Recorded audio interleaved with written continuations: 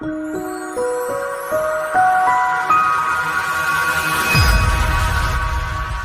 la société Picard est née dans les années 80. Elle fut créée à l'origine par monsieur et madame Picard et son but était de revendre des joints principalement pour le secteur sidérurgique. Avec l'évolution et puis la prise en main par Frédéric, le fils de monsieur et madame Picard, Frédéric a donné une nouvelle orientation et c'est axé surtout à développer la partie usinage, ce qui nous donnait une différenciation à l'époque par rapport à la concurrence et surtout prévenir et guérir surtout le futur de la société puisque le secteur sidérurgique était en pleine décroissance.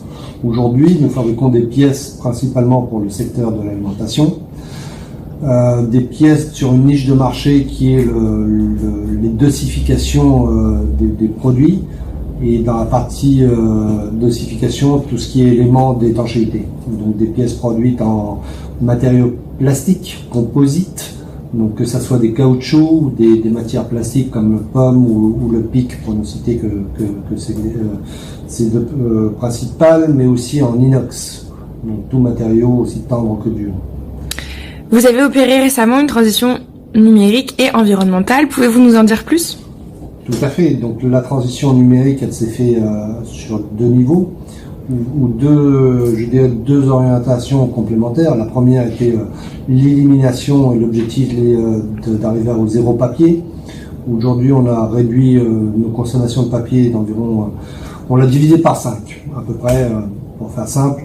Et en parallèle, nous avons lancé, je dirais il y a déjà quelques années, mais ça s'est accéléré ces 2 dernières années, une transformation numérique dans nos procédés de fabrication. Donc dans nos procédés de fabrication, dans lequel aujourd'hui tout se fait au travers de l'ordinateur et est renvoyé directement sur nos machines. Sébastien, tu peux peut-être nous en dire plus. Oui, donc on va peut-être enchaîner sur l'intervention de la région. Tout à fait. Ouais. Donc nous avons sollicité la région en fin d'année 2021 pour continuer notre transition numérique, donc en agrandissant notre parc machine numérique pour permettre d'élargir notre gamme de produits et notre clientèle.